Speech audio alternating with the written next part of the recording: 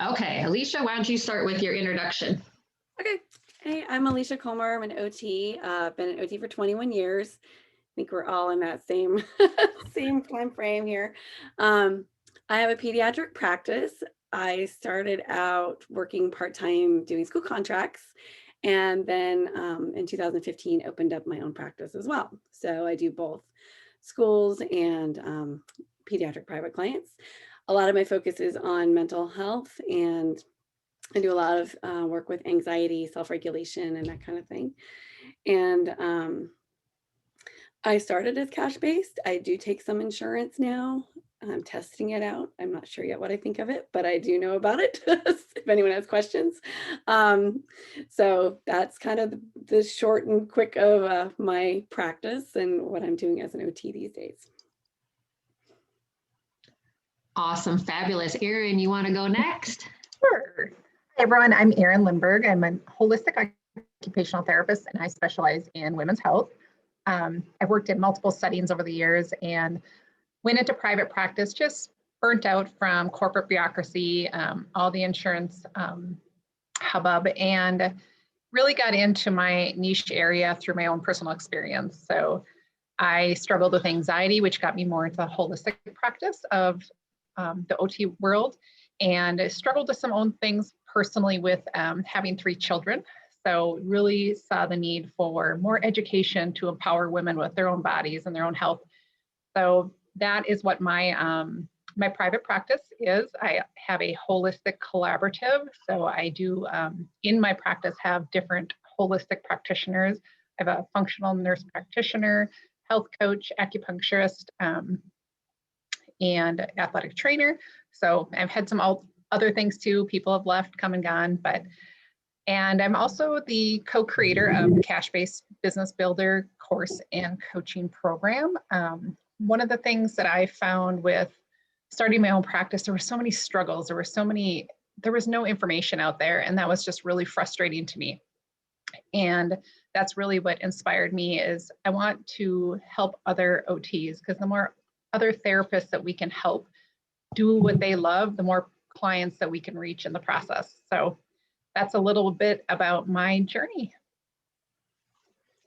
Okay, I think I have everything up. Can you guys, I'll introduce myself, but can you see the screen okay? Okay, yep. Just making sure it's sharing the right thing. So for those of you that do not know me, my name is Kara Welke. I'm an occupational therapist. I think I need to start saying 21 years now. I'll just say over 20. And I've worked in about every setting there is, and I have my own mobile therapy practice focusing on serving older adults. We do everything from dementia, POMADs, to Parkinson's certification, specialty, to everything in between. Skills to Care, love that program and utilize that in our practice a lot. And tomorrow I have a big meeting with a new company and some orthopedic doctors. And if all goes well, I'll be sharing that little surprise with you guys in the next level group.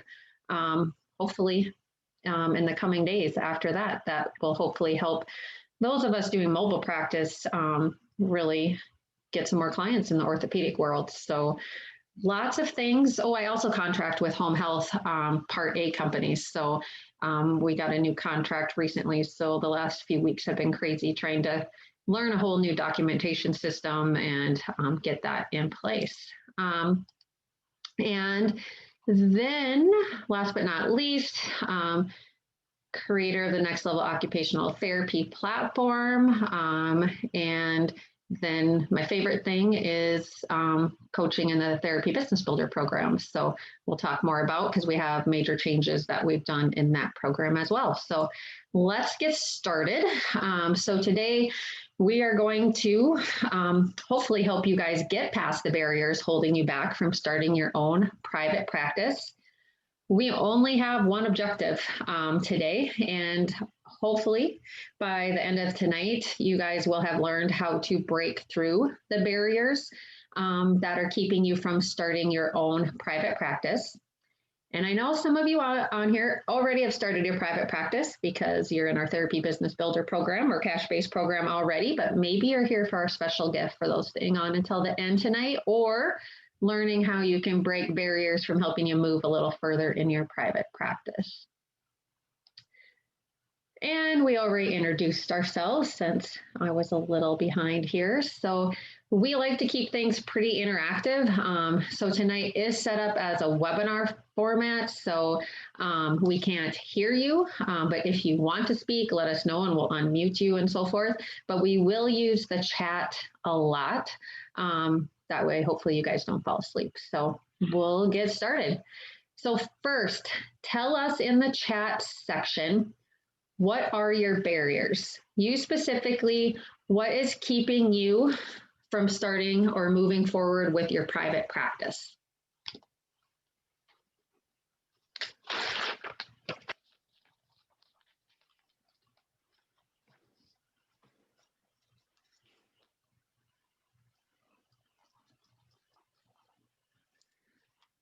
Okay, so we should write these down because if there's anywhere you missed, we can talk about them too. So not knowing where to start, the stability of my current income, money, financing, figure out which way to go, marketing, reimbursement, Medicare, fear of the unknown. Dang, should put Medicare on there. We got to add some of these. Fear of the unknown, knowledge of the steps to begin, fear of failure, not knowing how to get started, leaving secured income, marketing, legal, referral source and insurance, credentialing for Medicare insurance, knowing where to start, insurance, afraid that I'll miss something important and it wouldn't be legal. Well, you know what, Cassie? I did some things that were illegal, but I figured it out before I really got in trouble because I was clueless when I started. So it happens, but we're here to help you with that. Everything is unknown, unsure where to start, financial stability, daughter in college, not knowing where to start, unknown certainty, network, building the business, legalities, inexperience, concern about finances, fear, need a pool for aquatic therapy, naming the business.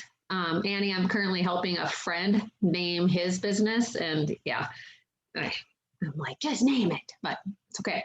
Fear of being too niche down, just fear in general. Annie, tell us what niche you're looking at. Just curious out of, your fear of being too niche down. Mike, time. Yes, we're going to be working on time auditing, Mike, at our next meeting. Andrea, overwhelm, military spouse. Keep moving. There's some options though for, online when you're having to keep move. Just going through the steps, insurance went around, and just about to start marketing. Again, whenever I hear people just starting to marketing, make sure you know the right places to start with marketing. I always cringe when people I still haven't spent $1 on marketing. Where the money comes from to open and do everything, scared to jump in, getting a grasp, not sure what exactly to do. Okay, sorry, I'm almost through all these. Yes, you can do it right out of school. They don't know what they're doing and they're obviously not having a practice. So, sorry, blunt sometimes. No, COTAs, PTAs can start up their own businesses. Not knowing how to start. Does anyone else's family assume because you are working from home that you have free? Yep. Leaving a full-time job.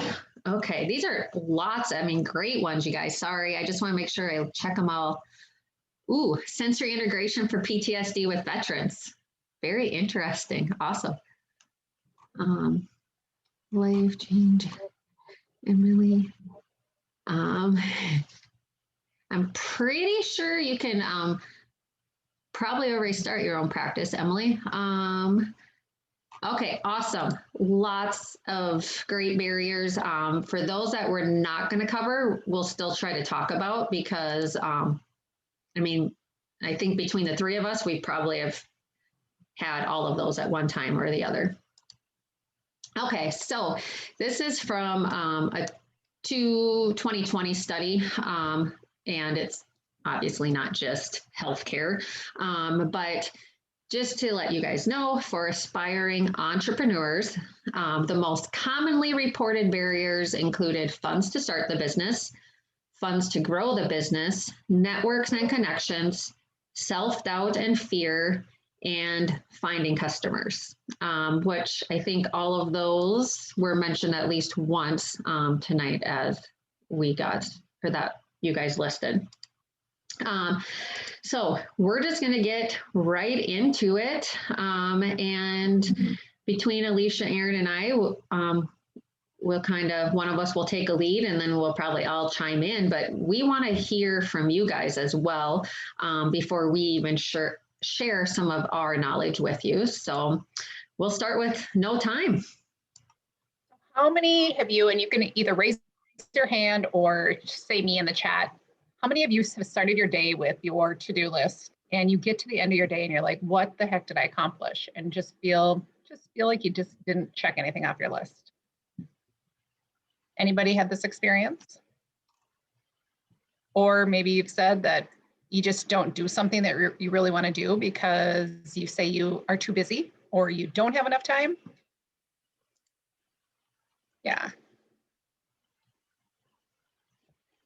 And we heard this a lot when Kara was reading off all your barriers, and time is one of the biggest challenges to overcome. And we've all been there at some point in our lives.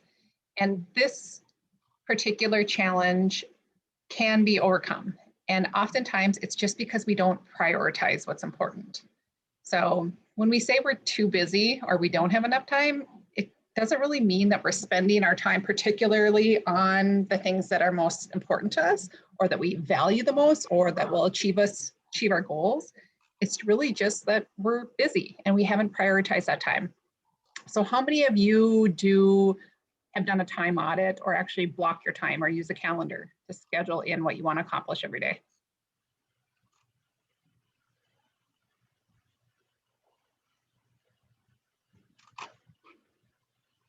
So just for the big things I'm seeing. It's Laura. Yes, but not consistently. Same, just the bigger things. Post-it notes. Yes, thank goodness for post-it notes. I do schedule what I want to get done. Good. Inconsistent. Awesome. So that's the thing, is that's what I find with people is a lot of people are really good at making lists, but they don't prioritize those lists or the tasks that are most important into the time that we actually have in our day. And that's really part of it, is we're just unrealistic with ourselves on how much time things take. And then we end up with not accomplishing the things we want to, or have a sense that we just don't have time. And one of the things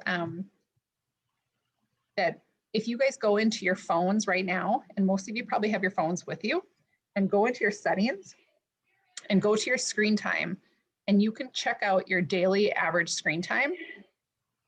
And you can click on see all activity, and you can check what apps you're spending the most time on. So this is just one example where you can find chunks in your day. But another really good thing that is useful. So I'm just curious if any of you guys do have your phones and you pull them out, just post in the chat if you want. You don't have to, how much screen time you had. And I think you can search for a time period. I think it's either in a day or a week, but I'm just curious. So if we're not blocking our time or being aware of our time, so much of our time can slip away and it's just unproductive. So if we are realistic with ourselves, if you go back, oh my goodness, 7 hours and 43 minutes before. So here, emails by time sucker, yeah. So this is just a perfect example of finding those gaps in your day. And when we do see time as a barrier, there are spaces in our day where we we just have to be passionate about it and really prioritize it. And one thing that works really well is just audit a couple days, audit your time, write everything down that you do and how much time it actually took. And then when you do have that to-do list, take off that to-do list, whittle it down to what needs to happen today, and then block that time, be realistic with it and block it into your day, and making sure you leave me time into that schedule. So that's just a little bit about time. If you can audit your time, you'll find that there is gaps in your schedule where you can get a lot accomplished in 3.5 hours or 3.5 hours, almost 6 hours. So if you think of taking that time and really spending what you're passionate about, you could get to your goal quite quickly. And a little tip, you guys, is set limits. So my coach made me take out my phone, and I had to remove Facebook Messenger, remove all notifications, and then I set limits. So like say you find yourself on Facebook for 2 hours. Can you set a limit like 75% of that time and then get down to half of that time? Can you only check email once or twice a day, or Facebook once or twice a day versus multiple times during a day? There's so many things you can do that you can actually gain several more hours in a week. Plus, I will say, I try to tell most people in our coaching programs to stay off Facebook because there's so much misinformation on there. And that's what actually got me in trouble when I started my business, because not everyone knows what they're talking about on Facebook. So you want to be careful in that regard, and that can save you a lot of money, or a lot of money. Well, a lot of money and time. Any other questions about time that anyone have? Okay. No money. Is this me? You guys will have to yell. My fall took it out of me, you guys. I'm going to have Anita Falls assessment. Okay, so no money. Well, that's why I started the business I started. Starting a mobile practice is such a great way to start, because you have so little overhead. You don't have to worry about office space, rent, anything like that. Minimal supplies. When you're seeing clients in their home, you can use everything in the home environment. And Erin, did you start in your own home first? Yep, I started out in my basement. And then when I went into my brick and mortar practice, I made sure I found renters. So I pay zero rent because I lease out my spaces. Yeah, so there's definitely ways around this. And I think starting a mobile practice, or like Erin did, starting out of her home, is nice, just because, I don't know, I mean, it just overwhelms me to think about having to deal with a huge, big space right away, and dealing with that added cost. You can grow organically. Like I said, I cringe every time I hear people telling me they're starting to market and how much money they've spent on marketing. My business has been 100% organic growth, still up until now, except for, yes, I do have some business card and rack cards, but I have not done any paid advertising or anything like that. I haven't spent a bunch of money on websites or anything like that. If you learn how to start your business the right way, you can do it. It takes work and knowledge on what to do, but you don't waste and spend money on unnecessary things. And again, when you start, think frugal. What do you really need to get started? You don't need to spend money on all of these fancy dancy assessments. There's tons of different tools out there that you can utilize that do not cost you anything. Make sure you create a budget. Make sure you know how many clients you have to see to make the income you want. This is actually a task we went through today in our program. We have an income tracker tool that we utilize where people can pick, okay, this is how much money they want to make. This is how much it costs, or how much I'm going to get paid per visit. So how many visits do I need per month? So you need to plan these things out to know, how many clients do you need to make what you want? there's also grants available. Erin received a grant, gosh, was it this year or last year? Where you received a grant? Yep, it was the beginning of this year. I think it started last year, but yeah, it was for women in business. Yeah, so there are, there's a lot of ways to start a business that actually are going to not be that bad and can save you money. And, you know, that's one of the big reasons why we started our therapy business builder programs, because each of us didn't have the resources there were out there now. I mean, I spent almost $12,000 alone on my policy and procedure manual, which is insane, which is why that's part of our program, because we might as well share that, right? You know, and I would never recommend anyone to do that by any means.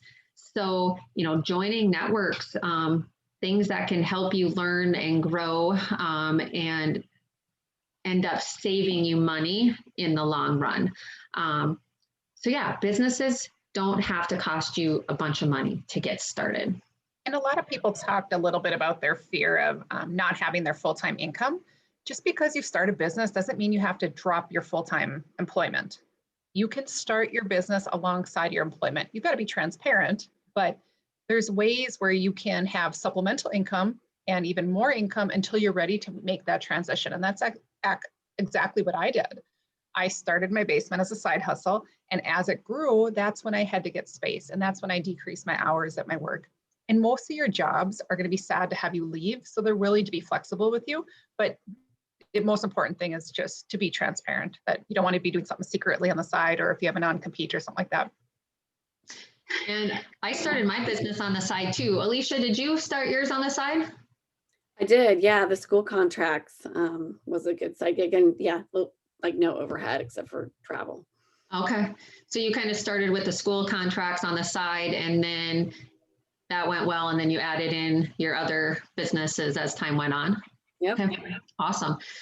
Same for me. So I started my mobile practice on the side when I was teaching full time. But you have to be willing and know when to transition. So you're not killing yourself trying to do both things. And also to allow your new business to grow too. There is going to be a time when you're going to have to let go of that old job and move to your new business. So we have a couple people that would love to learn more about grants and how to write grants. So I have found quite a few programs out there for women in business. So for those of you that are women out there, look up any business.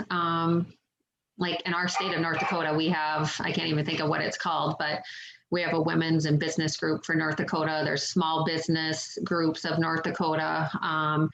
There's a lot of different, just start Googling and you might be able to find a grant. Did you say how you found your grant, Erin? It was through the SBA. Okay. Small Business Association. Okay. Check out your Chamber of Commerce too, because sometimes they may have something for business owners. Yeah, so for sure. And as far as insurance for your house, basement, do you want to address that now, Erin, or do you want to wait till the end? We can address it now. It depends on your city. You just need to look into your city and what it is. And at that time, it was really just people contacting me to see them on the side. So I didn't really have a business out of my house. It was just, I had my malpractice and all that, but I didn't have like a full-blown business yet. And that's when it started to get more inquiries. That's when I'm like, all right, I need my own space. But as far as like massage therapists and hairstylists, it all depends on your city and your license, your governing board on what they need. So sometimes you need a separate entrance. So I would check with your city. In regards to learning to become a school vendor, Marissa, Alicia has a lot of great resources on her website. She's done webinars on this and has like example contracts and stuff too. Anything else to add, Alicia? Yeah, it's also included with our business builder, the Okay. contract stuff. So, and how is it to be transparent with your employer if you would be planning to proceed your private practice in the same area of business? So that is, well, we're always saying that you do need to be transparent with your employer. But it kind of depends. If you want to explain a little bit more about what kind of business you want to do and what kind of business you're currently doing. For my program, we have a lot of therapists that are doing home health, and they want to start their own Medicare Part B business. So it's a little different because it's two different payer sources. But I will tell you that some businesses have been great about them continuing and okay with it. And other businesses have been, no, you cannot do that, or you need to leave. And then, again, different states vary on non-compete type things. And if they even hold up, you can check with attorneys and things like that. So, and it all depends where you're working, what kind of business, what area. Like we have a therapist we were talking to today, and she works in one state, but she's right on the border. And that state, she does home health, but she's going to do her other business in the other state. So some people find different ways around it. Do you guys have anything to add to that topic? I would just look into your policy manual. Do you have a conflict of interest or a non-compete? And if you don't, if it's just a conflict of interest, then really it's all about, you just can't recruit the clients from there. So look into what your policy is as well at your current employer. And don't be scared about non-competes, because depending on the state, they might not even hold up in your state. They're more, an attorney told me they're more of a scare tactic, and it depends on the state. So. Yeah, I've heard that too. Yeah. Okay, moving on. Oh, I was going to say one other thing about money too is, sometimes you just have to acknowledge your beliefs about money too, because some people I can't have any debt. And sometimes if you have say you need a small operational loan, like $1,000 or something, is that you got to realize that that's good debt. So just really question or analyze, be aware of your beliefs about money as well. Yeah, that's a great point. I mean, you're investing in a business, that, could be very profitable for you. And if you build it the right way, and my goal is that I'm able to sell my business in a few years when I move down south, away from North Dakota winters. Okay. Now I forgot, Alicia and Aaron, we were going to ask you guys your ideas for overcoming these barriers before we even share our ideas. So just out of curiosity, what do you guys think are ways to overcome the barrier that we hear all of the time? And this was my number one barrier, I'll admit it, no health insurance. If you guys want to put that in the chat section, I'd like to hear from you before Alicia shares her wisdom. And while you guys are doing that, I'm going to talk to Sandra here. So Sandra, with the home modification program, all of those have already been reviewed by our attorneys. So, if you want them to be reviewed, it depends on which documents. Like anything to do with labor law, employees, things like that does vary by state, but it shouldn't be very much if you want them reviewed, because we've already spent all the money to have them reviewed. Okay, so we have a few people sharing some ideas here. So Samaritan Ministries cost share. Cassie, yes, great. I'm glad to hear you share that. ACA, Obamacare, and love not having my health insurance tied to my job. Annie, I've heard that from some people lately. Going under partner, spouse's health insurance. Always paid my own after divorce so that I wouldn't have to work full time or stuck in a particular job. Good. Some great ideas. Right.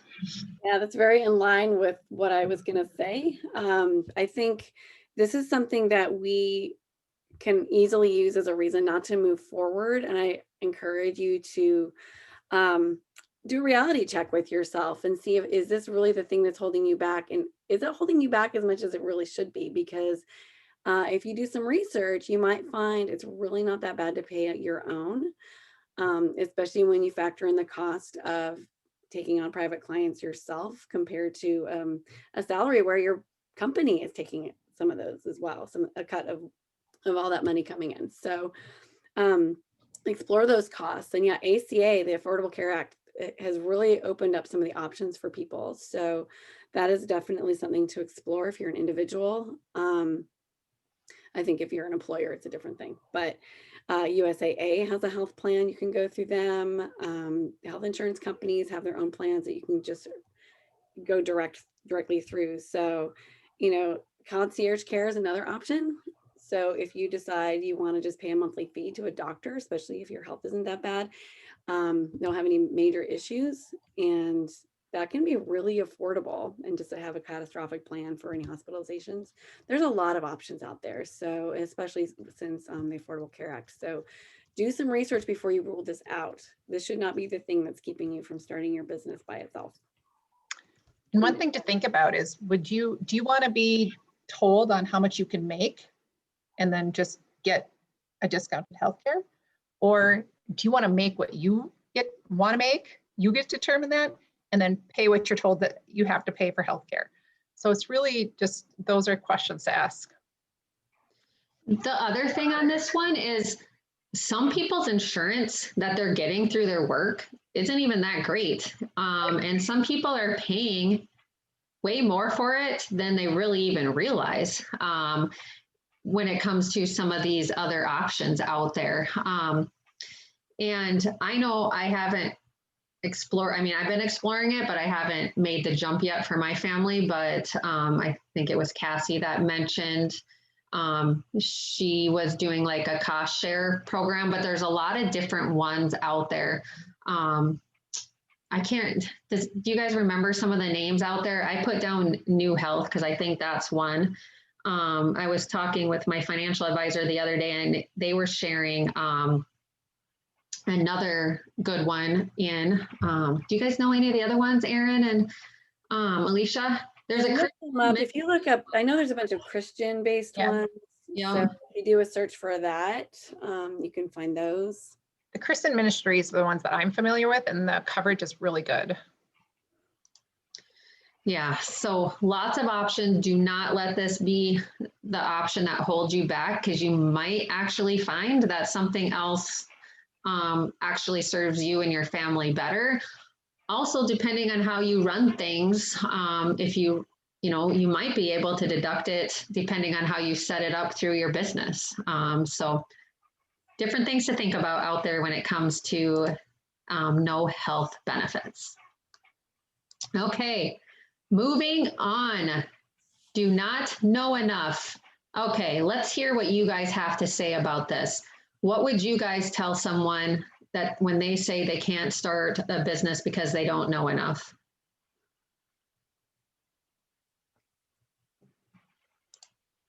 So that would be to the new grads, people who feel like they need a specialty certification of some kind, or an extra training in this, or an extra training in that. Anyone have any thoughts? Well, before Alicia digs in, I will just say that, yeah, this is one of my pet peeves, because we should be teaching our students how to go out and start a business for themselves rather than how to go work for someone else. And we need to be promoting it to, all of our professions, OT, OTA, PT, PTA. I get so tired of hearing that they need more experience, because I might get in trouble for saying this, but sometimes the longer our new students are working in the profession, the worse they get, because they pick up the crappy habits out of people that are just doing the same thing every day. And if we can capture all of the excitement and new energy and everything that they just learned and let them create that into a business that, you know, they might be better off because I've totally seen it as a fieldwork educator that I think I have these students trained to go out there and be these awesome professionals. And then after working in a skilled nursing home for 5 years, I don't even know them anymore because they're sitting their clients on the UBE for 50 minutes. So anyways, okay, Alicia, take over. I'll get off my rant. I am completely with you on that. I would be much more hesitant as an employer to hire someone with a lot of experience who's really stuck in their ways, because they may not be exploring some of the newer strategies and techniques, and they may not have this enthusiasm for the job anymore. And I think I completely agree. If you are a new grad, you have the basics, you know what you need to do. And if you have that passion to do your own thing, you can absolutely take that on. You can create. We have such a great profession, especially as OTs, because we can really create what we want. Occupations everywhere, everything that we do. So you have a lot of power to make a lot of change. And if you have that vision, you should absolutely do it. So I honestly, I love that I can do that for myself. I'm constantly learning new things, right? Aren't you constantly learning new things? Just in the pediatric world, in the 21 years I've been in OT, things have changed pretty dramatically. And so there's been shifts. There's no reason why things I was doing 15 years ago is completely different than what I'm doing now in my therapy. So you have what it takes to get started now. If I were going to start back then, I would have been doing what was happening back then and been stuck and not. And I think owning your own business kind of also encourages you to do more of what you love and learn more about what you love. So you are good. You can do this. Also, as far as like the specialty certifications, you know, clients really don't care that you have extra letters after your name. They have no idea what they mean. If you say you're certified in such and such, it's a very, very rare situation where that is going to be helpful to you. There might be some that are. I'm not sure about lymphedema. Kara would know more about that one. Well, even with that, I mean, all our clients care about is that we can solve their problems. They don't care that I'm a lymphedema therapist or certified in this. I mean, what they care about is how we can solve their problems. So many people get stuck in thinking they need to take all these certifications, and you don't need to at all. And I only have as many certifications as I do lately because I like to test some of them off before we offer them to you guys in our group. So a few of the ones I've done was merely for that, not that I think I needed it. And how many times have you ever been asked what the letters behind your name are? Oh yeah, I mean, what the heck is it? Exactly. Right. The other thing is, I always like to brag about the student, but we recently had an occupational therapy student now. I will tell you, she was an OTA before, but still. So she signed up with our therapy business builder program when she was a student, and we worked it out with her school that she would do our therapy business builder program, and she also did some more work with me. But she started her business as a project for her level 2 field work. And then as soon as she was took the exam, then she was able to complete the rest of the steps she needs. And she already has a new business. So, you know, students can start thinking about it before they're done. And I'm a big proponent of like doctorate students, like capstones, do their capstone on starting a business. You know, but even like the level 2 students thinking about, can you create a unique fieldwork placement that you can work towards starting your business? And for those of you that are on here that are professors, I mean, I just have heard recently from fieldwork coordinators that I used to work with that they're struggling. But there's so many ways that our students can have great fieldwork placements that aren't going to a skilled nursing facility and doing the same thing every day. So we need to get creative. And for those of them that want to start a business, maybe that's what they do on level 2 field work. Also, I just like to say, I like this quote. This is from John Schmoll, who owns 2 businesses.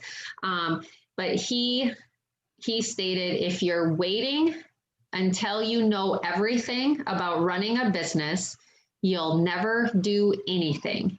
You don't need a business degree to run your own business. You do need to spend some time thinking through what skill, service, or product you can sell or offer. So again, value, again, you don't need that business degree. You don't need to learn everything, but if you have the right network and support system, that can help you learn so much faster what you need to do to get to that level. So, and when you're learning in the process, whether it be clinical or business professional, you actually have you have better advice to offer because it's fresh in your mind. I find that sometimes, the longer you've been doing what you do, you forget to tell the basics. You forget, you just assume that they already know, and they don't know. And also that, some people feel like, well, I got to do one more thing, but what is the highest level of learning? Anyone? They're thinking. Anyone know what the highest level of learning is? Yes, teaching. Yeah, so it's teaching the people that you're learning. So if you can do that while you're learning, bam, you've mastered it. So don't feel like you need more experience or need more.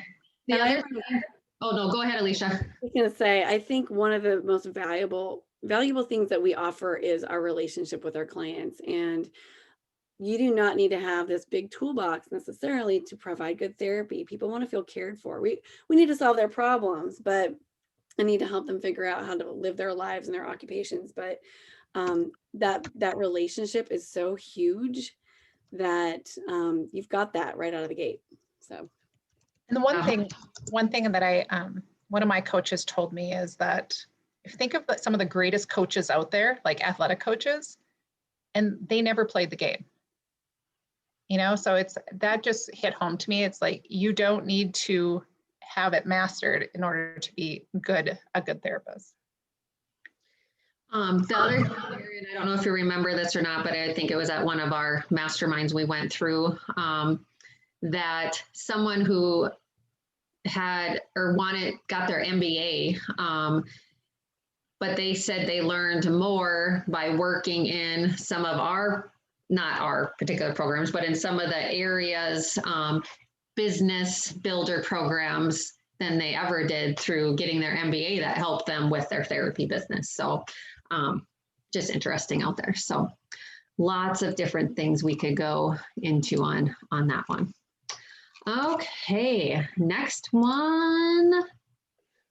No idea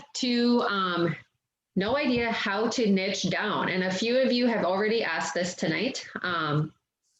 So anyone have any thoughts that you want to share before we share our ideas? Or if you don't have an idea on how to niche down or overcome this barrier, tell us if you are the person that's struggling in this area. I would just like to see how many people are struggling in this area.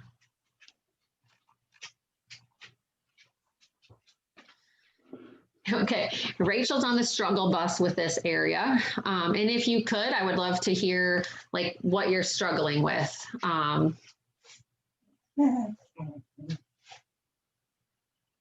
Oh, Reggie, stop, sorry. Struggling, okay, for those of you that are struggling, tell us a little bit about why you're struggling or what's going on. Okay, I'm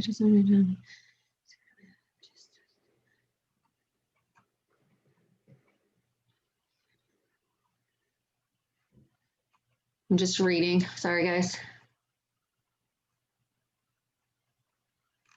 I love the on the struggle bus with this one. Too many ideas, too overwhelmed, constant revision of skills, too many ideas, too many areas I could address. Okay, so first of all, let's just, for those of you that are struggling on this, we're going to do just a quick little assignment, okay? So take out a piece of paper and a pen, or you can write it in the chat section.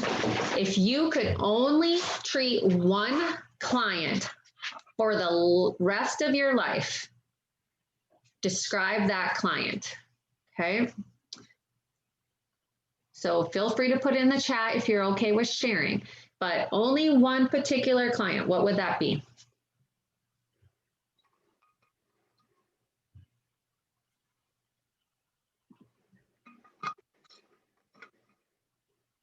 Okay, older adult with dementia living at home. Huge need for that.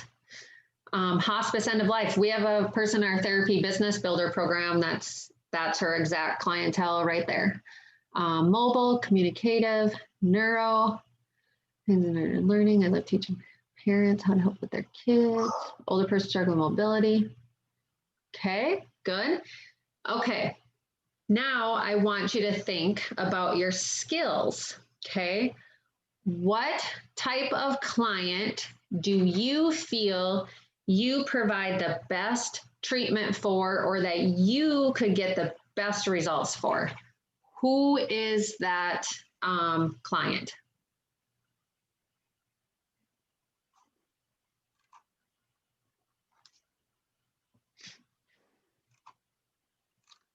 Is it different? Is it the same? Let us know. What type of client do you feel you provide the best treatment for, or can best help?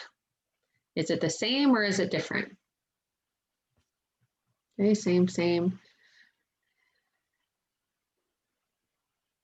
Okay. Good. Can this client that you described in either of these scenarios pay you for your services, or would they pay you for your services?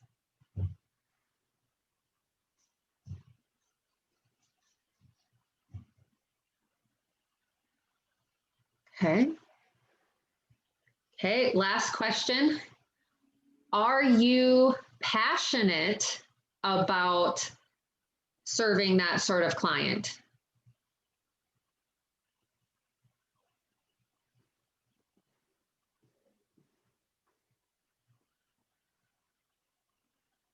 Okay, I lied. One more question. Do you have those clients in your area already that would be willing to pay you for your services?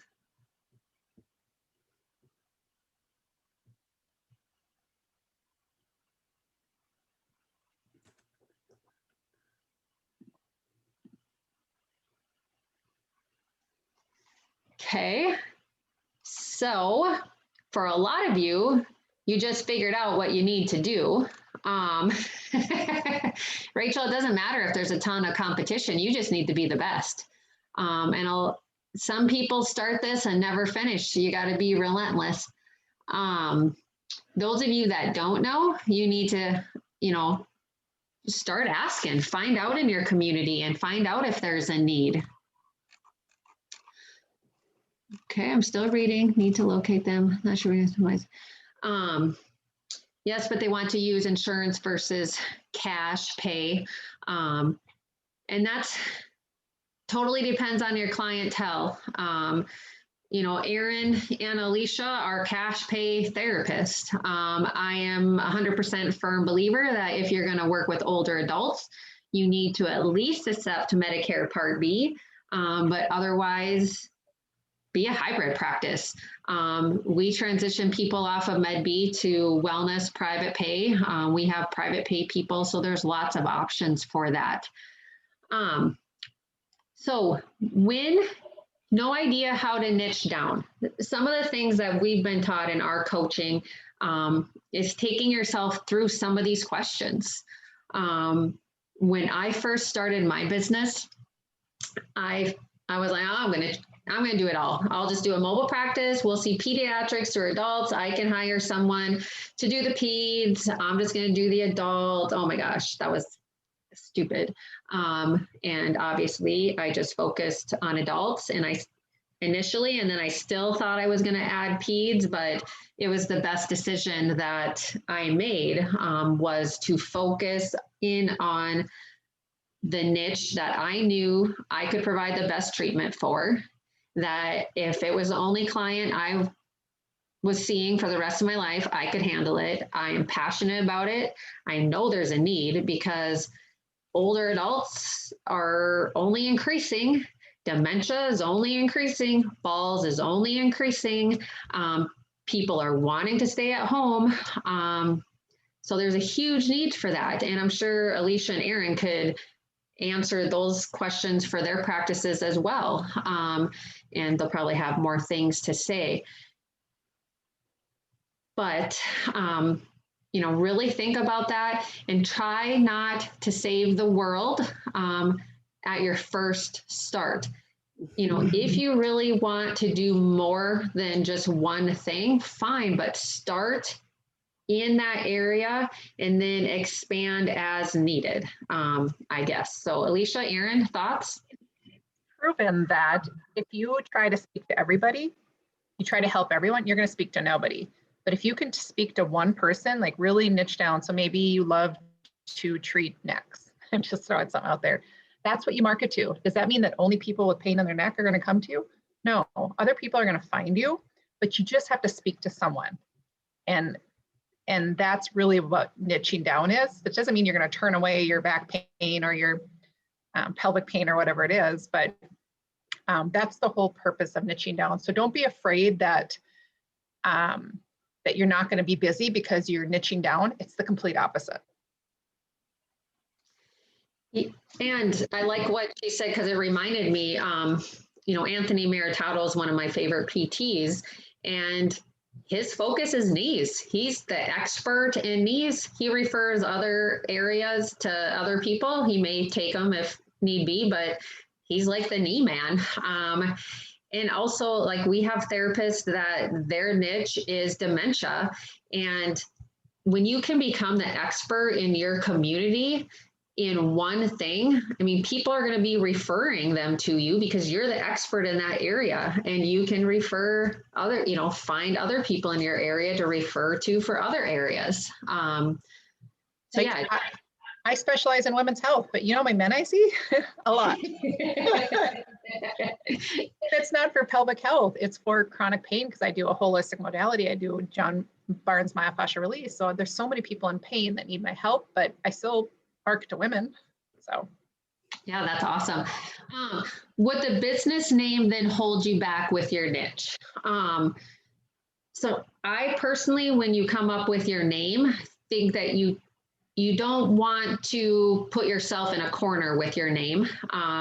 I always like to have the name a little more generic because then you can add like a tagline and your, little slogan or whatever can provide more information to you. Like, I mean, really, my name is like the most basic, boring name you can think of. It's Home Therapy Solutions, but then what we use for our tagline describes more about what we do as well. Alicia, Aaron, thoughts on that? Yeah, I would agree. Yeah, I would agree with that, because if you get too, well, partly it helps you get found too sometimes, but your business changes after you start. Very, very frequently, mine has evolved into wanting to do other things and changing things around. So if you get too stuck with your name and one thing and you decide to switch it up a little bit, you might pigeonhole yourself that way, not just your clients. And expansion. So yeah, and maybe you start in pediatrics and then decide, you know what, I want to treat moms too, prenatal, postpartum. So it's just think of expansion. And don't get caught up on the name. Oh my gosh, we've had people tell us they haven't started their business for over a year because they can't decide on their name. The name, you can change your name if you really have to down the road. It doesn't matter. Okay. Yes, the recording will be available. Okay, we'll keep going. I know I always hold us back. Okay, fear. Who's talking about Fear. Well, I guess we can ask you guys first before we even talk about it. Well, I'm just curious, what are people afraid of? If you can just put in the chat what you're afraid of.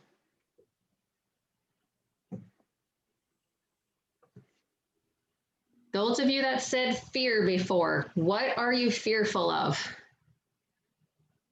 Looking stupid when I can't help a client. Legal technicalities. Afraid of bankruptcy, not succeeding, not having enough clients. Okay, yeah. I'll be quiet. Yeah. Okay, so I'm going to get into it because a lot of what I'm going to talk about is going to cover all of these. And one quote that I like is from Brendan Bouchard, and fear is poor management of your mind. So really, everything that you're afraid of, it's all of what we're putting in our heads. And I'm just going to talk a little to that. And fear itself is so much more powerful than failure. Because I know fear of failure is a big one. So what if I put everything in and it doesn't work? And I'm going to get a little into what ifs, but if you're fearing, it's really a thought in your mind that's creating emotion, which is preventing your action, preventing you from doing. And it leads to paralysis. It leads to the inability to commit, the inability to make a decision, the inability to take action. And then what do? We settle for mediocrity. We just stay where we're at, frustrated, unhappy, overwhelmed, wherever we're at. We don't move forward. And I'm just going to share my quick story here, and Kara will giggle to this because she was one of my big pushers. When I started my business, I shared earlier that it was a side hustle, and I was working my full-time job and working my practice. And I had a plan, and my plan was when I met Kara, we went to this big event, coaching event. I was at the point where I could quit my job, but I didn't because I had fear. I had that fear of letting go of my safety net. And that caused me so much agony. Like I got to the point I should have quit in May, and I continued to work until the next January. And that was at a full-time level. So I was working so many hours that it just got to the point where something was going to give, and it was either going to be my health and my family or the business. And finally I went in and I quit my job. And not only that, but I was losing so much money in my business because I was putting clients 8 weeks out to go work for $40 an hour at my job. And I'm like, it doesn't even financially make sense, but I still couldn't let it go because I was so afraid that, well, what if it fails?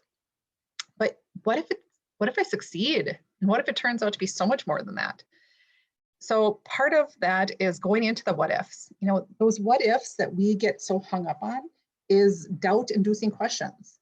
It puts the doubt in our brain, and what we focus on, so where our focus goes, our energy flows. So if we're focusing on everything that we don't want or the what ifs, that's what's going to come into our life. And not only that, but when I quit, it was the most liberating feeling ever. And my business took off exponentially. And so if you can learn a lesson in fear and being paralyzed, use mine. And I know there's things to take into account for everyone that's different, but if you're determined enough and passionate enough, you can overcome anything. And your level of success is really based on how many times you fail. So if you want to be successful, you're going to fail a lot. And failure is what we learn from. Like think of walking, think of pediatrics. How many times you fall, bonk your head, cut yourself, whatever, but you get up and you do it again until you master it. And that's really what our careers are about too. It's like, what do you really want out of your career? And if you think of some of the most successful people in the world, did they know more than us? Did they have more time? Did they have more resources? No, they just got uncomfortable. They put themselves out there, they failed, they learned, and they kept going until they got what they want. So, and one of the exercises that I use with a fear is, what is your perception versus the actual risk? So perception, it may feel scary, but the consequences are low. And the actual risk is, it may not feel that scary, but the consequences are high. And just an example of that is, say you're driving to the airport. and you're taking off in the airplane. Well, the drive to the airport, you may not be fearful about it, but the consequences are a lot higher driving than they are flying. And taking off in that airplane, you may be fearful of that process of taking off, but the chances of something going wrong are so less. So that's just an example. And the thing that I always ask myself is, what's the worst that can happen? Well, if I fail, I go get another job, or I learn from my mistakes and I do it again. So we really just need to look at, what is the worst that can happen? And we often fear and worry about things that, one, have never happened and may never happen. So it's just that thought in our brain that's creating that emotion or that feeling. So fear really is the thief of joy. It robs us of following our dreams or making that decision to follow our dreams. Some other are being judgment, or what will other people say? And what will they think? Who cares what other people think? Really, no one is concerned about what you're doing. They're concerned about themselves. And if they are concerned about what you're doing or naysayers, they're jealous or don't want to get left behind. So those are the biggest things as far as fear of failure and judgment, I think, are the two biggest ones I saw. What were some of the other ones, the fears? I know, what happens if, you don't get someone better? You know what? You're not going to get everyone better. That is just part of nature. The human body is complex and we don't get everyone better. And this is part of the healthcare continuum. But that just because you don't get everyone better doesn't mean you're a bad human or bad at your job. And you just need to understand that a lot of people aren't going to have a full outcome, and they know that. But but they still appreciate your work, and they appreciate your expertise, and they appreciate you're willing to listen and give them hope and help try. And the more honest you are with them along the process, they respect that. And maybe, you help them so far and you're like, maybe you should try this resource. If you give people resources, they are grateful. And there might be just some people that just need surgery or just may not get better. They are where they're at. And that's okay. It's part of life. It's part of being a human. We need to know when to refer people on. I mean, I always think it's not my job to know everything and what to do, but I can always find a solution or help them find a solution or figure out something to help them, even if I can't. And I'm willing to do that. And sometimes it's just willing to say, I need to do a little research for that, or I need to think about that. And I've done that lots of times, and I've never lost any clients over it. Oh. They're long-term clients. They totally respect that. Right. And I tell people, this is complicated. I go, I'm going to ask my mentor. I said, I am dedicated to helping you, and I'm going to find out a way. And people are grateful for that because they don't have the resources. Mm-hmm. I fear I'm too old to do this. Susan, it's never too late. Like Kara said, maybe you get something booming in 2 years and you sell it, and you have a fabulous retirement. Maybe you sell part of it off and you get some income coming in. You're never too late to learn new tricks, right? And I just wanted to touch base on some of the legal stuff, because that came up with a lot of people too.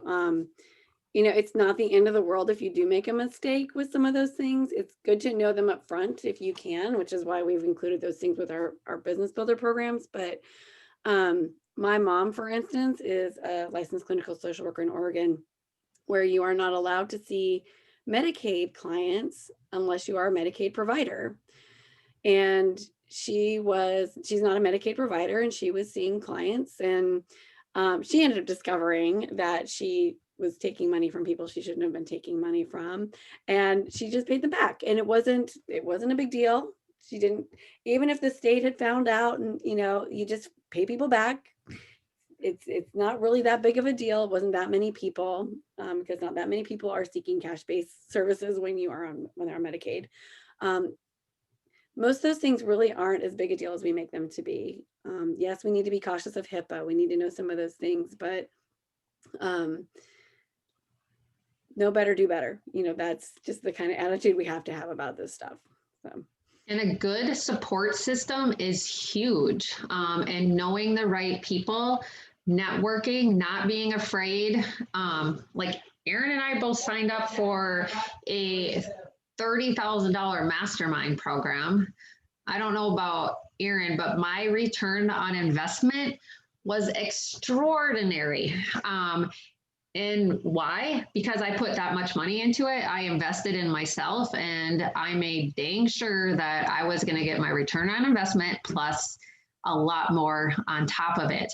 But on top of that, I was connected with, I had coaches, I had people that knew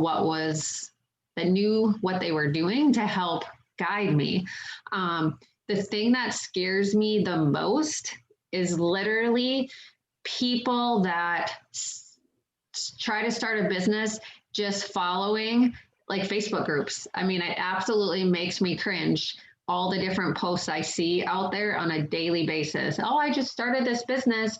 What is this? Okay, you people should be fearful if you're doing that. But if you find the right support system, do your research, and you will succeed and overcome your fears.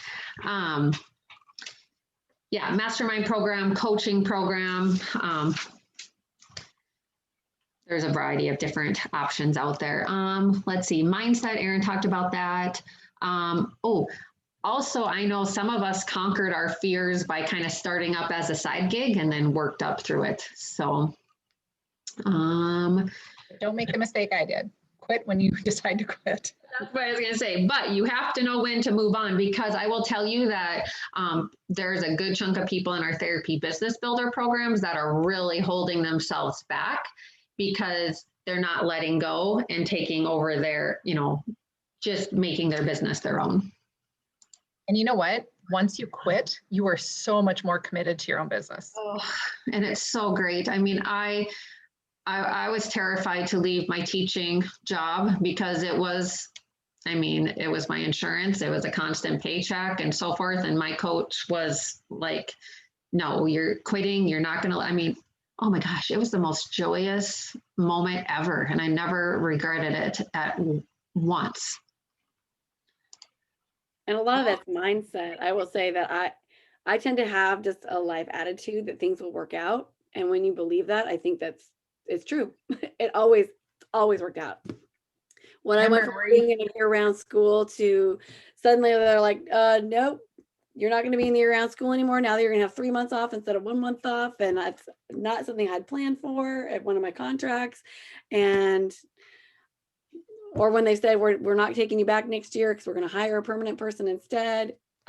It's always worked out. They've called me or another contract has come through or something's come through. So it always works out. It really does. You just have to put that out there to the universe. Yep, exactly. Okay. We hear this one all the time, and I am not a PT or OT. I'm a PTA, I'm an OTA, so I can't start my own business. Good gravy. People can start a business that haven't even graduated high school. People can start business that have only graduated high school. That's not the situation here. Anyone can start a business. You just need to know what you can or cannot do, and if you need an OT or a PT to be working with you in your business. And depending on your state, there's some different states that have different rules and requirements. But first of all, you PTAs, OTAs that want to start a business, it is possible. We have a PTA that started a business just like what I'm doing. He just started in January, and we were just talking today, so overwhelmed with the amount of clients that they have. He needs to be hiring more staff, and he's close to bringing in, $10,000 a month already. And I'm not lying. He's just killing it. And obviously he's a real go-getter. But PTAs and OTAs can start their own business. And we will be those of OTAs that want to do more of the home mod type stuff. We have some fun new things that will be coming out with our home modification certification program and so forth, to help OTAs learn what they can do and cannot do depending on their degrees. Plus, I will say, do you know how many non-therapy professionals are doing businesses that therapy professionals should be doing? I don't know. Does any of that anger you guys ever? I mean, I see people doing home modification businesses that have no degree whatsoever and are clueless with what they're doing, but they're still running their own business. But again, you know, if you are truly doing an OT business, yes, you have to have an OT to do the evaluations and provide the supervision and do this kind of things. But there's ways that you can run a business. So, yeah, oh yeah. I mean, the amount of people, the aging population is booming. There is such a huge need in so many areas. And there's tons of people doing dementia type training and care out there. There's all these people that think they're doing, you know, these home safety assessments, home modification. There's people doing fitness, wellness programs for older adults that, you know, aren't therapy professionals. We need to get better at promoting our therapy professionals as a whole to figure out what kind of business you can do out there. Thoughts on this, Erin and Alicia? How to find a compatible OT? Well, you just have to put an ad out there, or there's a lot of different OT, you know, if you find your local OT group, put some feelers out there. And how to pay them, it's really depending state to state. So. Yeah, for sure. You know, some of the OTAs that have come to us with their, you know, we have one OTA and, you know, her daughter is actually in OT school. So she's looking at starting her business and utilizing her daughter. But there's a few OTAs that I know that have just found OTs to do the evaluations and, you know, discharges and follow up and, you know, basically contract with them. There's therapists, OTAs and PTAs that are starting businesses that relate to your degree, but they're not necessarily calling it OT or PT. Sometimes that can run a fine line too, I think, because we also want to continue to promote our profession. So it just depends. It really just depends. But if you really want to start a business, if you are an OTA or PTA, depending on what you want to do, reach out to us and we can help guide you in the right direction. You know, because there is a lot of ifs on what you can and cannot do, but you can start a business. I don't know. That's kind of confusing, I know, but. I think there's a lot of OTs, particularly that I've met, in fact, that would absolutely love that. They love the evaluation piece of it, and they don't want the daily grind of having to come up with treatment strategies and things like that. So I don't think it would be that hard to find somebody.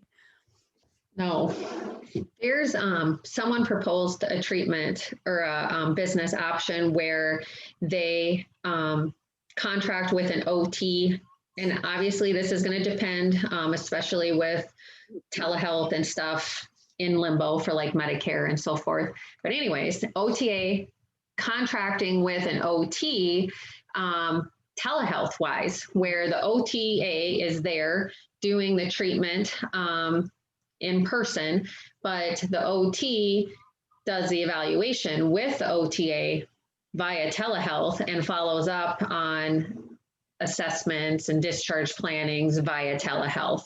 I mean, there's lots of ways that you can work things out. You just got to be kind of creative with that.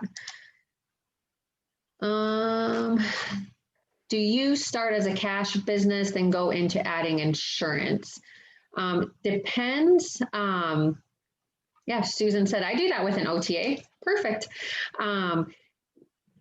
It depends. Like if you're working with older adults, there's a mandatory claim submission requirement that I would get credentialed with Medicare Part B and do cash for everything else. But again, Alicia and Aaron are cash, and that's how they started. So it depends on what you're doing and who your population is. Yep, I've always stayed cash, and I am considered out of network. I mean, I don't call myself a cash practice. I consider myself out of network, and they have the ability to self-submit their claims. And I get a lot of people who have great reimbursement. Yeah, I think a lot of people miss kind of the fact that, yeah, they can submit to their insurance. So, and there are some cash practices that submit their out-of-network claims for them, but they still get paid up front. So it's just so. And I do both those things. So I have some clients that I submit for, and the insurance company is paying me directly for their out-of-network benefits. And then I have people that pay me up front, and then I'll submit for them. And then some people do it themselves. So, and then I do some insurance too. But that's a whole webinar by itself. Yeah, and we actually, if you go to our YouTube channel, our Next Level Occupational Therapy YouTube channel, which you can find it off our website or whatever, we have some webinars on those topics. So, okay, moving along. Finding clients, not enough clients.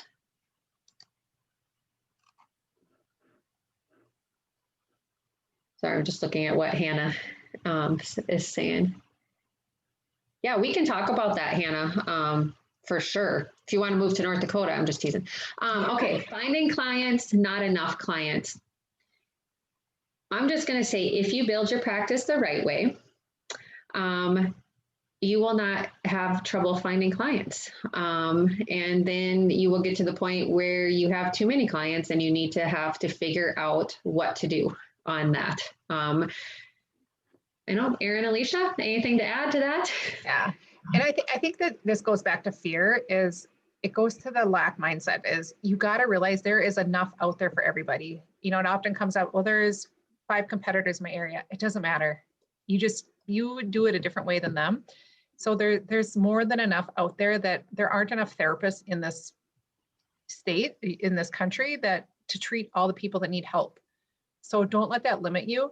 And I think all 3 of us are in the position where I can't find staff that are specialized in what I do to take my clients. So, it's a 6-8 week waiting list to get into me. So you have to trust that if you're good at what you do and you treat people well and you provide value, you're going to have people knocking down your door.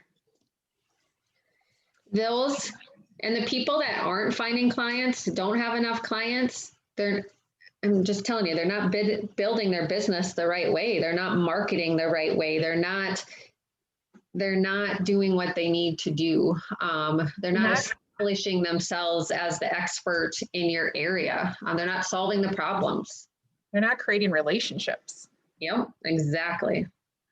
I had someone lease space from me, and when she didn't have clients, she never left. And she ended up having to close her business, but she never networked, and she didn't live in this area. And it's like, you got to go out and tell people that you exist and how you can help them. Yes. Ads are not your answer, people. Sending letters are not your answer. Well, that's all I'll say on that topic. Okay.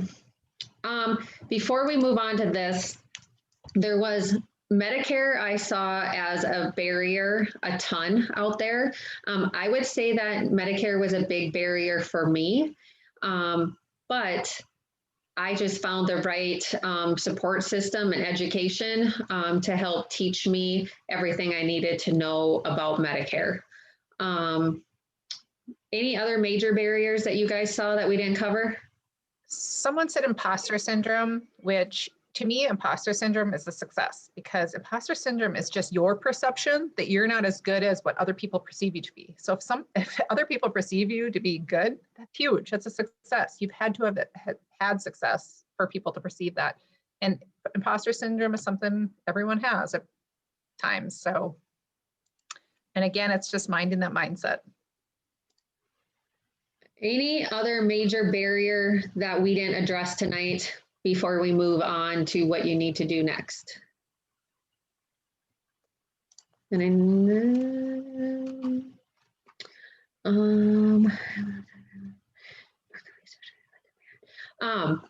also, Hannah, be sure you check out go to our websites and our podcast. You'll get help with some of those areas, and we can touch on some of that, figuring out how much to charge. Again, we have discussed this in some of our webinars on the Next Level website and YouTube channel that covers like how much to charge as well. Most people don't charge enough. I don't know. That's my opinion. What do you guys think? Agree. Agree. Okay, moving on. Erin. Yes. So why do people fail to achieve what they really want in their life or what they desire? So going back to all the obstacles, what do all of those obstacles have in common? What are they? Most of them, not all of them.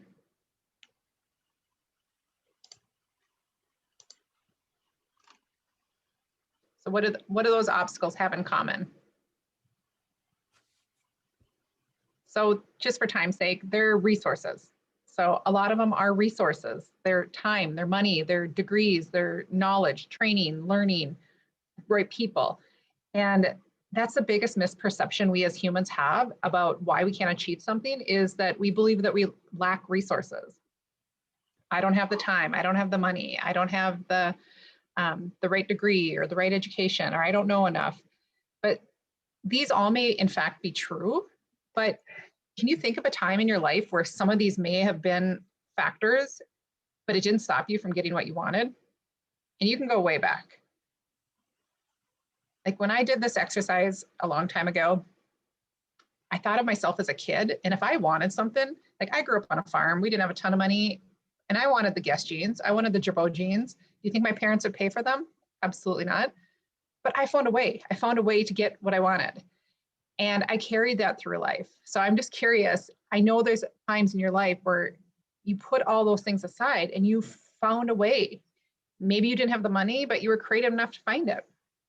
And if an obstacle feels too large to overcome, but you're focused enough, you're going to find a way. And if you have the determination, the flexibility, and the creativity, you're going to achieve your goals. And if you need help and don't know what to do, but you care enough, you're going to reach your goals and get what you need and get what you desire in life. So resources usually aren't the issue. The real problem is lack of resourcefulness. So if you can get the resources if you're resourceful. And this is where I talk, when we talk about marketing too, this is a huge one. And we can reach a point where it seems like we just can't figure something out, or we can't find a solution, where we're thinking and thinking. And the illusion of failure keeps us from achieving that goal. But in reality, if we feel strongly enough, passionate enough about that or about something, no amount of time or perceived lack of resources is going to keep us from achieving it. So, and one other thing that I always think about when, say I'm having a pity party, I'm having a bad day and I want to blame something and I blame it on time or something, I go back to think of all the great people who've changed the world. And most of those people had zero resources, whether it be money, support. And a couple that came to my mind were like J.K. Rowling from Harry Potter, or Rosa Parks, or Mother Teresa. And I wanted you guys to throw some out, but I know we're running really short on time. But congrats to you for being resourceful. You're here. And that to me is being resourceful. You're looking for help. You're looking for answers. So I ask you, what is it that you really want? What that you value? What is it that you want in your life? What is the value and desire and that you're determined to get?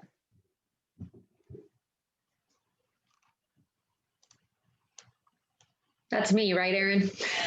Let's segue into you, Kara. Sorry, I was zoning. I was trying to figure out how to do breakout rooms, but I couldn't figure it out. So, okay, moving on. So we want to know, what do you value? Because we've been asked this from our coaches, as well as in our businesses. We need to know what our clients value as well. So what do you value? And you all need to put something in the answer. There's still 58 of you. And yes, those of you that stay on, I personally think it's a pretty good prize. So you have to stay on until the end because only you guys that are on get this. But what do you value the most? Functional value, you just want the solution to your problem. You don't care about anything else. No, not the cost, not the social, the psychological. You just want the solution to your problem.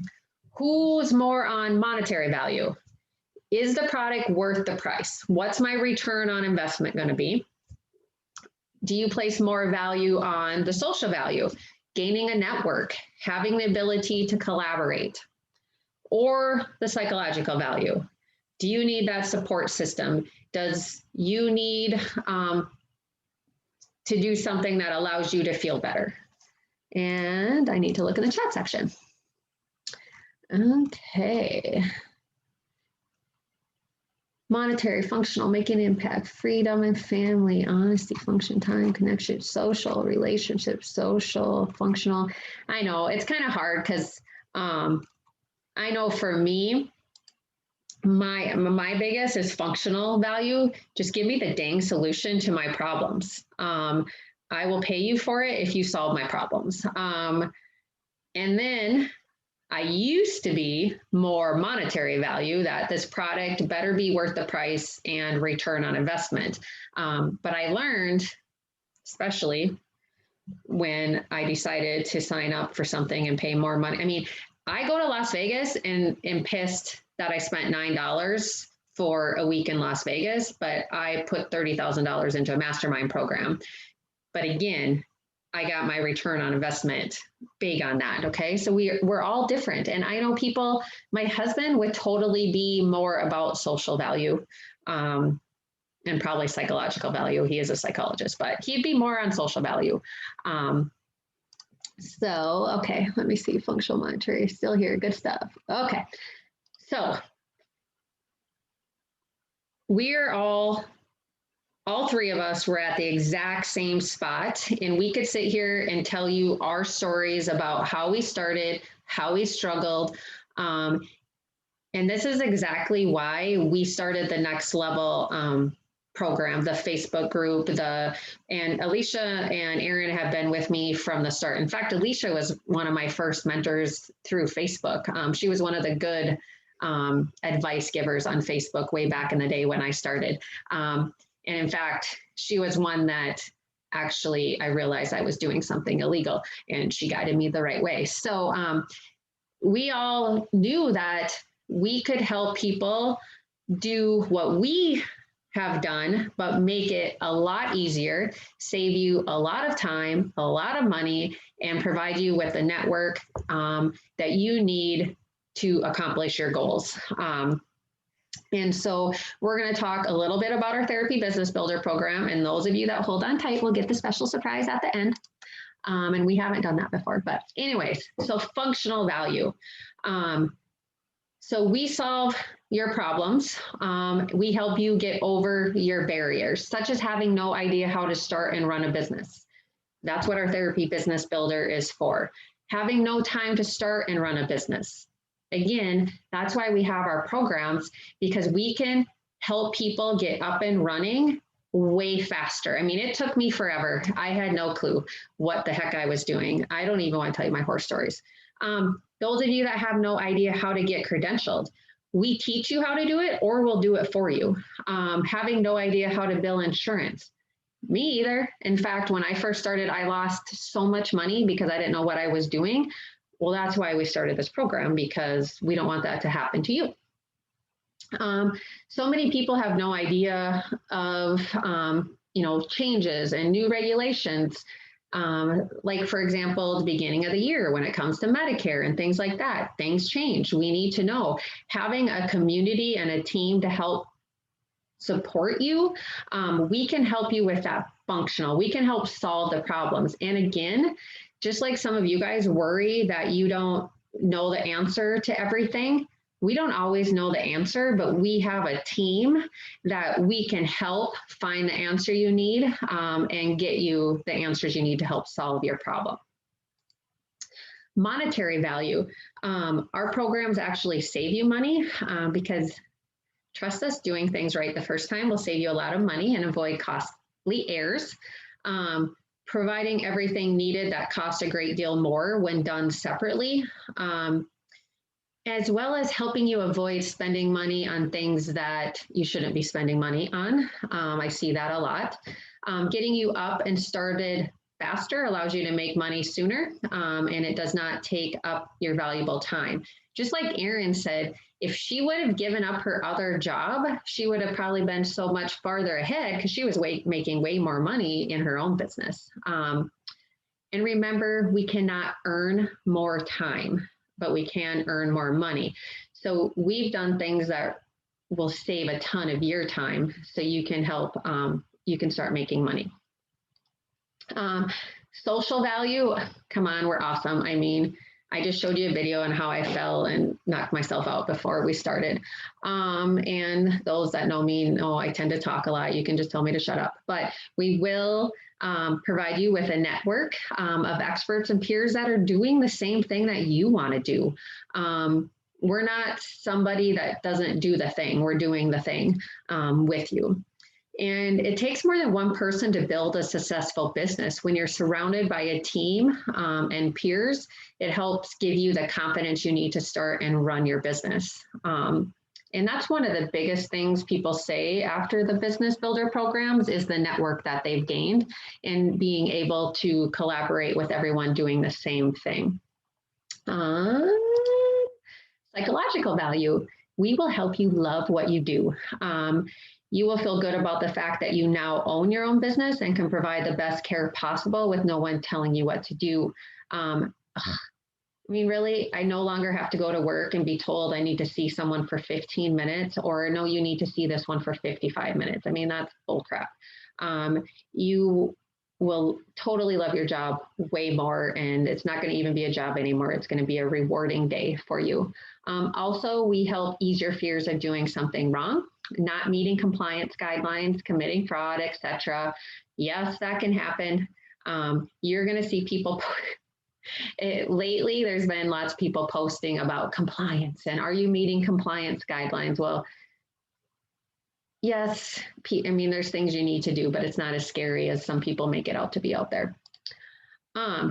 So we have totally revamped, and this is the most people know about. I mean, we haven't shared this with anyone yet publicly. We haven't sent out any emails or anything about our new programs that we're doing, except for the people in our current program, because we're totally revising what we're doing. So we now only have two therapy business builder programs. One is specifically for those of you that want to work with older adults. And then the other program is for those that want to do pretty much everything else. And I will tell you that the biggest reason is I personally decided that I wanted to niche down myself. I wanted to focus on only helping people that want to do what I do and working with older adults. Just because I do it every day, I know what to do, and I feel best able to help people working with older adults. And we'll talk a little bit more about that. And Erin and Alicia are doing everything else, whether it be pediatrics, women's health, young adults, sports, telehealth, ortho, pain management, online, mental health. If you're doing a combination of things, we'll make sure you get into the right program. But that's where we've subdivided things out. We'll talk a little bit more specific about it. And we're probably gonna go through this pretty fast because it is really late and I wanna make sure you guys get the special surprise. So I'm just gonna briefly go over this and we'll get you the links and everything you guys need to look at this more in depth. But our programs have really changed from what we have been doing. Let's see if this little click works. It's not gonna work, is it? No, it might work. Okay, it's working. Okay, so For those of you that want to start and build your mobile hybrid practice focused on older adults, that is going to be the program that myself, Sue Doyle, Anthony Meritato, Steve Gluck, all have different parts of. So it's definitely not just me by any means of the exaggeration, but it's the one that I guide us through. And a new thing that we are doing is everyone that goes through our Therapy Business Builder program will also be an age-friendly health system clinic or therapy program. And again, this is just because we're passionate about increasing the number of private therapy hybrid mobile practices across the country, because there's a huge need for this. Our older adults need us in the community and need us providing the best care possible. So we are able to help people go through the process of becoming an age-friendly healthcare system. And there's just some little statistics about it. And an age-friendly healthcare system is one in which every older adult's care is guided by an essential set of evidence-based practice. It's called the 4 M's. Causes no harm, is consistent with what matters to the older adult and their family, and it's supported by the Institute of Health, Johns Hopkins, and a variety of other places, and it's an internationally recognized program. We have divided it into level systems. In the past, it's been a 1-year program, and that's been a lot for people. So we've divided it into a level system. So we have level 1, and this is for the therapist. And I'm not going to read through all this. Basically, level 1 will get you from having nothing to being ready to see your first client. And that's having everything in place so you can walk out your door and see George down the street and provide a therapy session that you're going to be proud of and have everything in place to do it. And it is, so it includes our policy and procedure manual, all your business forms.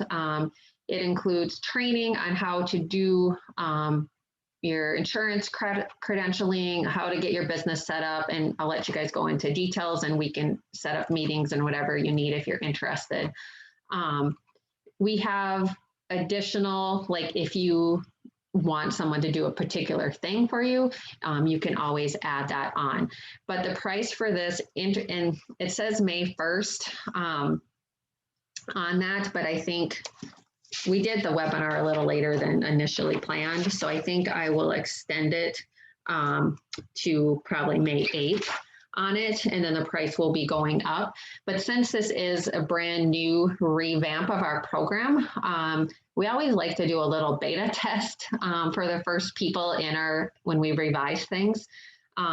So the introductory price will go until May 8th, and then the price is gonna be hiked up on that. For those of you that already have a business set up and you are not getting anywhere, and you would qualify for our level 2 program. And that, again, we'll send you the links. You can go into it. We can set up a call, do anything you need with that.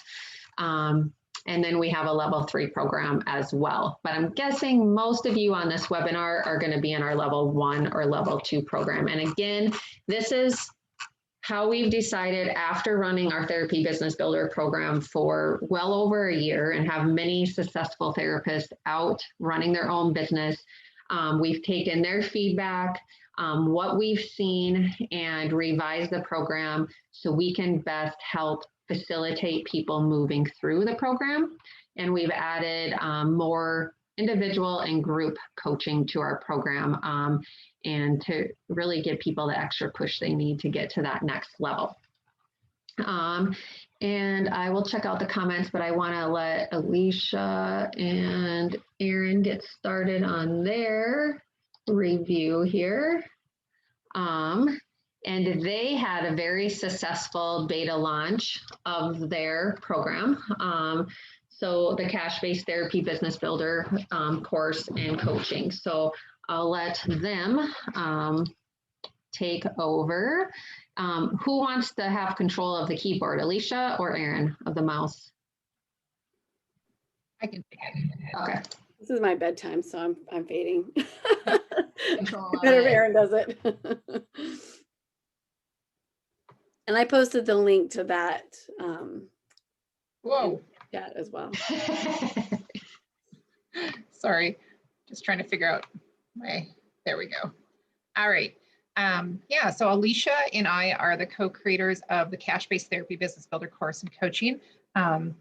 And like Kara said, we just found that there were people that needed other things. So we are the experts in the cash business, and it works. And we want to teach those of you who want a cash-based business what to do and what works and what doesn't work. Alicia and I have gone through a lot of trial and error in our years of experience. And what we did is we took all of our knowledge of 42 years as OTs and 11 years of combined business, and we put in a step-by-step guide for you that walks you through from idea to reality. So at the end of the 12 weeks, you have paying clients if you follow through with it.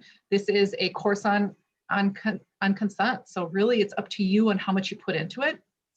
But if you do all the things that we teach you to do, you should have paying clients by the end of the 12-week program. And we take you through, in that 12-week, we take you through everything from becoming legal, which were some of the fears that you guys had. And also we take you through, and that's through the mindset, the mind work. And really, after going over a lot of barriers today, that is a big component. Like I say that, getting your business set up is the easy part.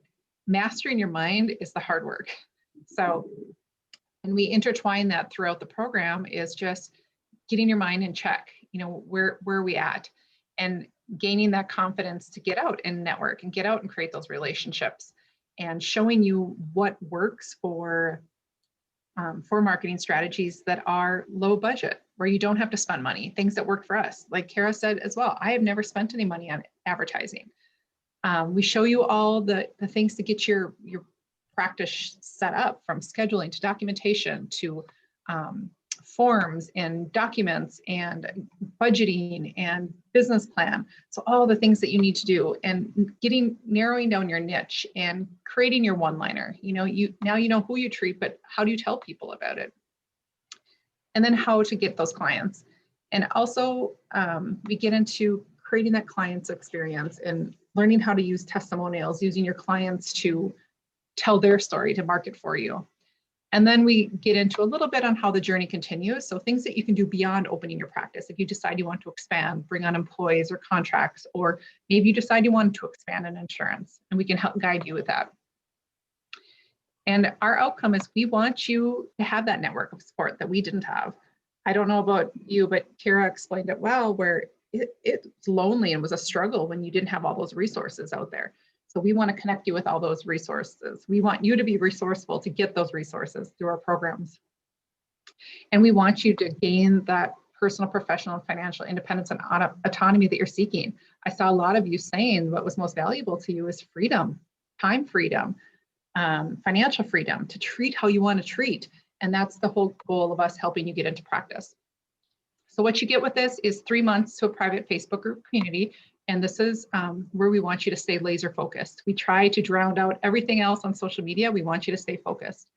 And then after that, the 12 weeks is over, you'll get access to a graduate group where you continue that network. And we help with task management and accountability through Trello.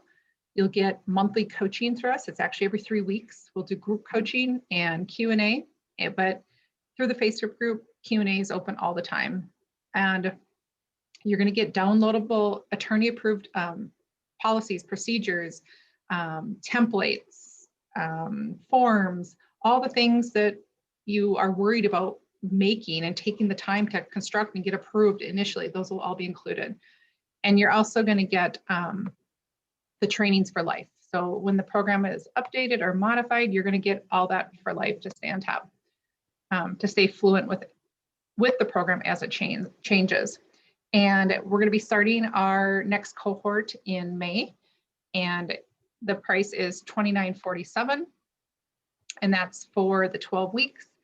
And anything else that I missed, Alicia, that you want to make sure we added? Very clear. I put both the links to both of those in the chat for both of the programs, so you guys can go straight to the pages. I also just wanted to comment that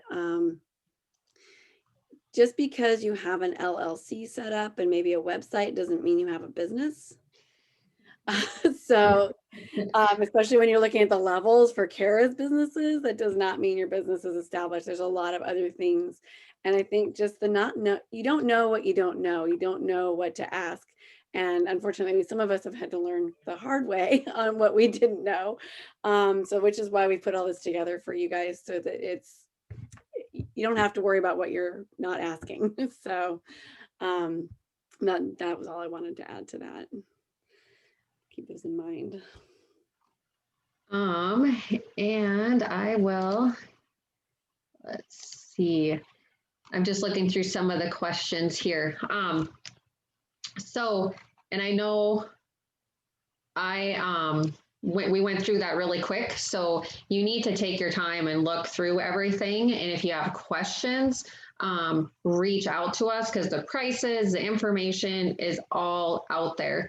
And I will tell you, when we first started thinking about this Therapy Business Builder program, before we even created, my coach asked me, what would have you paid to have the help you needed to start your business? And I'm like, oh my God, at least 10,000 plus. And that was before I really put any value in my business or self or anything.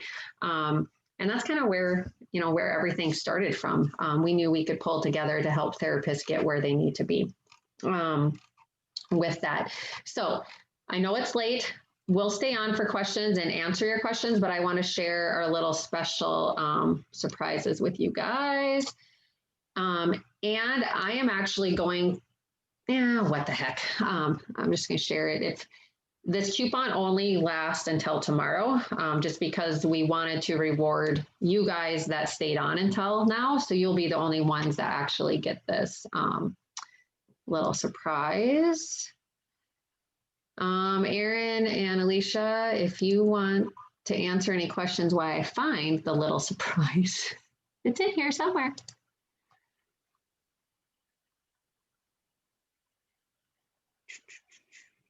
This is why you don't have so many links up, Kara. Oh, there it is. One is starting now as a student, pros, cons. I feel like I'm supposed to at least start till registered license.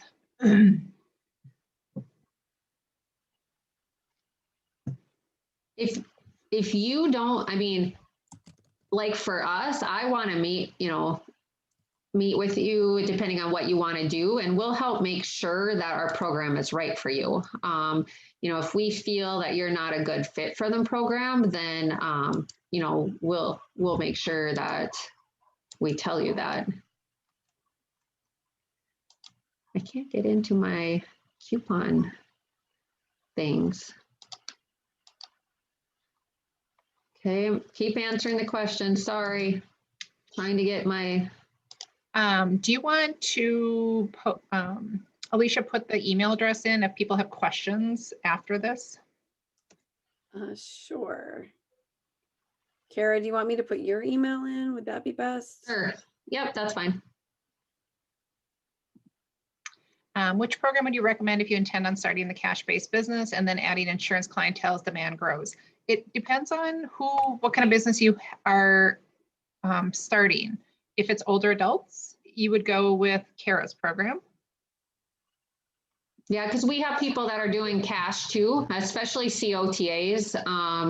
We have created some special options for COTAs. Okay, so everyone click that link and tell me if it works. This is one of your special prizes, but I need to make sure it works.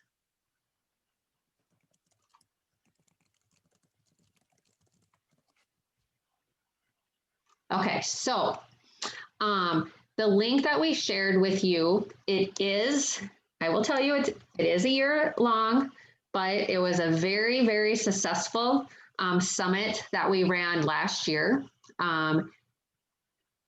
We initially thought we were going to do a summit every year, but I learned that I can't do it all and have greatly decreased what we are offering. So you guys for sticking with us, and I have one more surprise for you guys I haven't posted yet. For those of you sticking with us this late, you have free 5 days of this summit, which is, I mean, it's valued at an extreme amount. Amazing OT entrepreneurs, all business savvy on there. So make sure you click on it right now and get signed up so you have access to that for the next 5 days. So hopefully you'll find value in that. And then I don't know if Amy, oh, the link, it's, I'll post it again here. Here's the link again. And determining how much to charge, that's been asked a couple of times. We go through that in depth in both the programs as well. And it's really comes down to how much you need to make and how much you think you're worth. So, and the time commitment for the cash-based business builder program, it varies. As far as getting through the coursework, we do a 90 to 90. So it's 90-day goals, 2-week action plans for 90 minutes a day. But you don't need to do 90 minutes a day through the course. So I would say if you could devote at least 4 hours a week, would you say? I think kind of came down to, there's a few weeks that are a little heavier, but then we give you some lighter weeks so you can catch up. And we do have a catch up week in the program where you can catch up on stuff. But there's always education, and then there's assignments, action plans, things that we hold you accountable so you get moving. Okay, so the next surprise isn't going to be probably anything that all of you want by any means.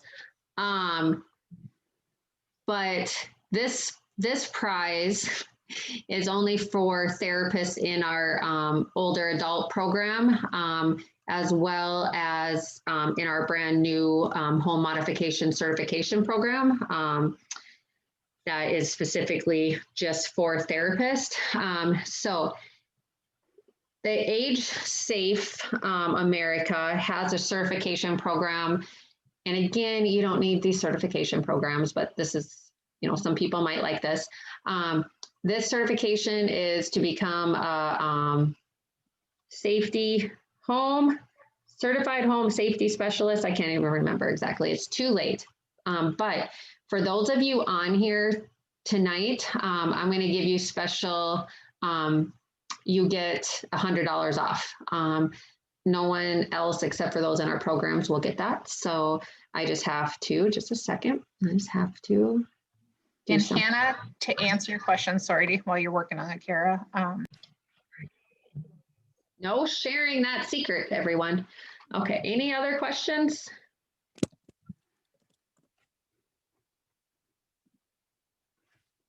Well, thanks, Alicia. You say your brain isn't working. Come on. You are the one providing all the links. No, but if you want to start a business, you should take level 1 because that's specifically designed to help you get everything you need to see your first client. We are sure in the heck hoping that HAST will be recognized like CAPS. We're working with Age Safe America, and they will be sending out information about our program. We are going to be working with AOTA to get it approved for CEUs. Everything just takes so much darn time. So yeah, you'll hear the announcement. We'll have a special webinar going over the new business builder or the new home modification certification program.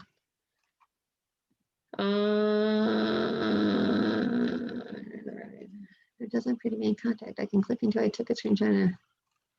Well, poop. Of course you would find that, Emily. Well, I'll make sure that it's all set up correctly tonight. That's weird.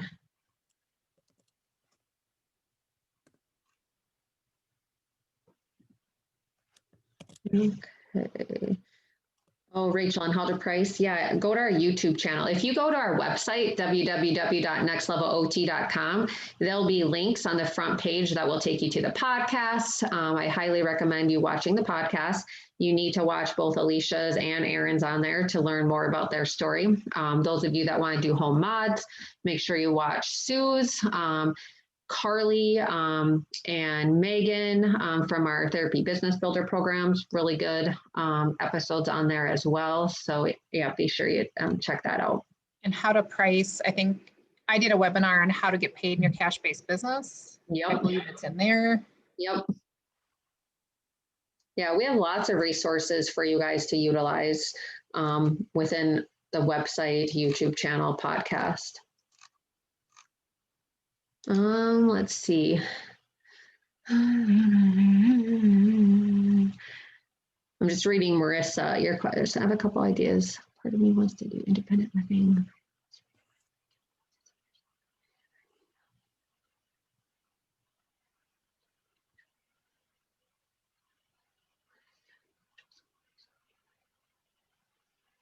So Marissa, I want you to really,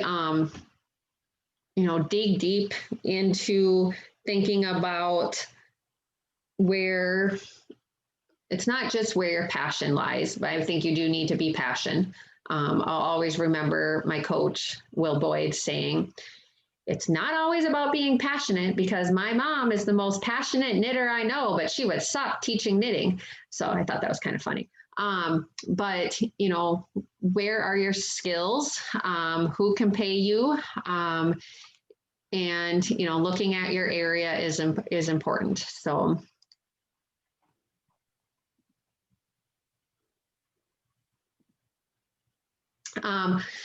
So yeah, I mean, there's a huge need for home mods anywhere and everywhere. We have therapists in our programs in New York. New York is a little special, little treat.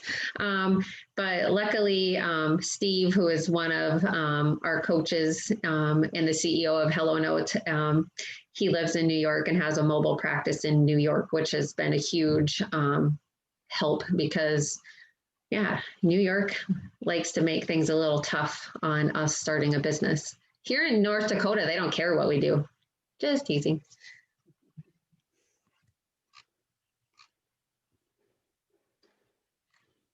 Okay, well, And the emails are posted in the chat too. If you have more questions or want to schedule a call with one of us groups.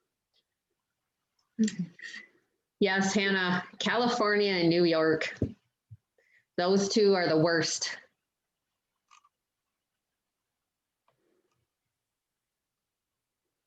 Yeah, just reach out to us. And yeah, be sure to email. You can Facebook message me, but some days the people that work on my team send out or reply to 100 messages. So then I miss a message or 100 messages. So you never know. Email is the best bet. Okay, well, we are way past Alicia's bedtime because she is on the East Coast, and but I talked her into starting later tonight, so those of you guys on the West Coast could join us. So yeah, for sure, email me about those supervision options, and we can kind of discuss that and look at other ideas. And again, we could maybe even do an upcoming webinar on how OTAs and OTs could collaborate on opening business and different models or whatever too. So we could look at doing something like that. You just have to remind me, lots of things going on right now. My daughter's graduating in a month. After that, life will get a little easier maybe. Then something else will come up, right? Okay, awesome. Well, you guys have a fabulous night, and reach out to us if you have any questions. So thank you all, and go to bed and get a good night's sleep. Thanks for joining us. Thanks, guys.